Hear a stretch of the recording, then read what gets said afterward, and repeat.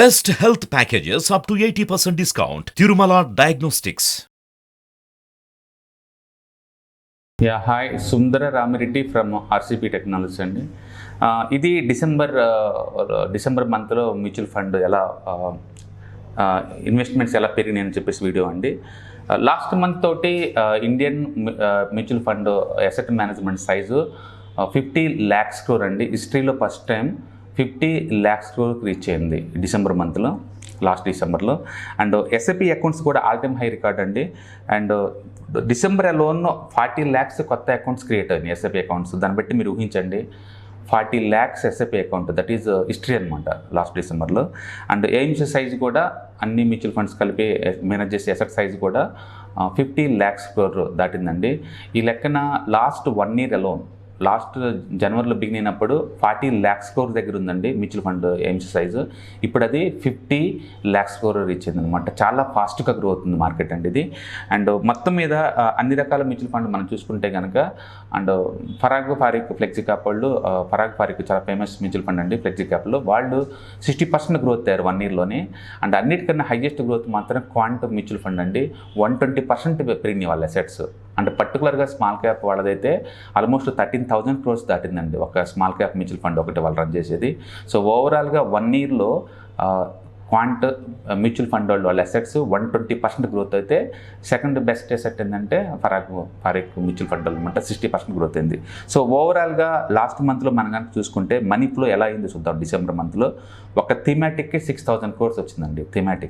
Thematic అంటే అండి short term point ఆఫ్లో అయితే బాగుంటుందండి, బట్ లాంగ్ టర్మ్లో అంత కంఫర్ట్ ఏం కాదు. బట్ కొంతమందికి ఇష్టం, like defence fund, banking fund, consumption fund, ఇలా ఒక థీమ్ వైజ్ పెడుతుంటారు అనమాట. రెండోది నెక్స్ట్ బిగ్గెస్ట్ అట్రాక్టర్ అంటే స్మాల్ క్యాప్ అండి. అండ్ స్మాల్ క్యాప్ 3,800 crores అండి గ్యాదర్ చేసింది మనీ లాస్ట్ మంత్లో. And third one large and mid cap 2,000 crores money gather చేసింది. తర్వాత మల్టీ క్యాప్ 1,800 crores గ్యాదర్ చేసింది. And mid cap 1,300 crores. And value buying 1,200 crores. Market all time హైలో ఉందండి, but value buying నడుస్తుంది కేవలం 1,200 crores. So December మంత్లో most mutual fund invest చేసింది ఎక్కడంటే థీమాటిక్లో అనమాట, 6,000 crores. తర్వాత అంటే స్మాల్ క్యాప్. సో మొత్తానికైతే డిసెంబర్ మంత్లో మాత్రం హిస్టరీ క్రియేట్ చేసిందండి. అండ్ అసెట్ సైజు 50 లక్షల కోట్లు చేరటం, ఎస్ఐపి అకౌంట్లు హైయెస్ట్ చేరటం, and number of demat accounts opening కూడా హైయెస్ట్ అవ్వటం, నిఫ్టీ కూడా ఆల్ టైమ్ హైలో చేరటం, అన్ని రికార్డ్స్ అండి లాస్ట్ ఇయర్. అండ్ డెఫినెట్గా ఇండియాలో మ్యూచువల్ ఫండ్ సైజు ముందు రోజుల్లో ఒక 100 lakhs crore చేరుతుంది అండి. ఎందుకంటే మిగతా వెస్ట్రన్ కంట్రీస్తో పోల్చుకున్నప్పుడు ఇండియాలో ఇప్పుడు కోవిడ్ నుంచి బీనైందండి డిజిటలైజేషన్ ఫైనాన్స్ పర్టికులర్గా. అండ్ ఇప్పటి వరకైతే అసెట్ మేనేజ్మెంట్ చేసి ఈ companies total assets GDP growth ratio కనుక చూసుకుంటే కేవలం 17% ఉందండి. That is very lowest compare to any other country అనమాట. అంటే మ్యూచువల్ ఫండ్ అసెట్లు మేనేజ్ చేసే మొత్తం టోటల్ సైజ్తో పోల్చుకుంటే జీడిపి గ్రోత్ కంపేర్ చేసినప్పుడు కేవలం 70% ఉంది. పక్కనున్న చైనాలో కూడా ఈ జనాభా అది కూడా మనలాగానే ఎక్కువ అండి, బట్ అది మోర్ దెన్ 20% ఉంది. కాబట్టి ఈ మ్యూచువల్ ఫండ్ ఇంకా గ్రోత్ అయ్యే ఛాన్స్ ఎక్కువ ఉంటుంది. మీరు కనుక ఈ మ్యూచువల్ ఫండ్ ఏరియాలో వీటిని ఎన్కాష్ చేసుకోవాలంటే ఏఎంసీ కంపెనీస్లో ఇన్వెస్ట్ చేసుకోవచ్చు. రెండోది అంటే mutual fund registries like cams, caffeine ఇలాంటి కంపెనీలు ఇన్వెస్ట్ చేయడం ద్వారా ఈ మ్యూచువల్ ఫండ్ గ్రోత్ని మనం ఎన్కాష్ చేసుకోవచ్చు అనమాట. కాబట్టి ముందు రోజుల్లో ఈ మ్యూచువల్ ఫండ్స్ ఎక్కువ వెల్త్ క్రియేట్ చేసే ఛాన్స్ ఎక్కువ ఉంది. ఎందుకంటే యూపీఐ పేమెంట్లు వచ్చిన తర్వాత చిన్న వాళ్ళందరూ కూడా డిజిటలైజేషన్లో పార్ట్నర్గా అయ్యారండి. సో ప్రతి ఒక్కళ్ళు ఎంత అమౌంట్ వస్తుంది, ఎంత జనరేట్ చేస్తారని చెప్పేసి లెక్కలు తెలుతున్నాయి.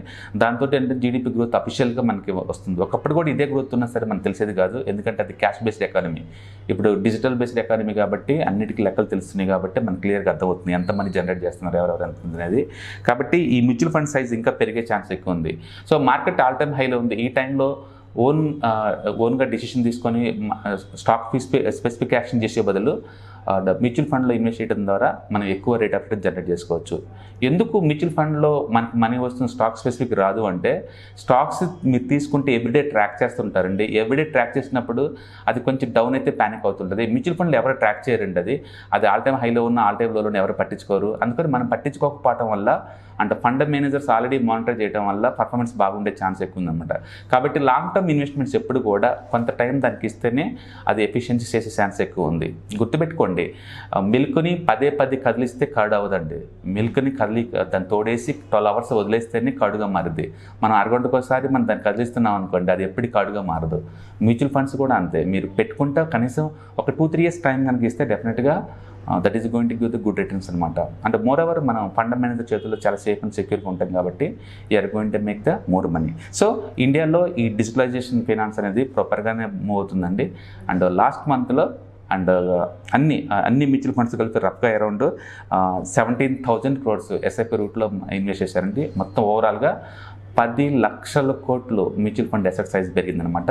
అండ్ అన్ని వర్టికల్స్లో కూడా మంచి రిటర్న్స్ వచ్చింది. ఈవెన్ వరస్ట్ మ్యూచువల్ ఫండ్స్ కూడా తక్కువ అంటే 20% దాకా జనరేట్ చేసిందండి. అండ్ బెస్ట్ మ్యూచువల్ ఫండ్స్ కొన్ని అయితే మాత్రం 60-70 దాకా కూడా జనరేట్ చేసింది అనమాట. Okay, keep continue the investments in mutual funds. All the best. Thank you.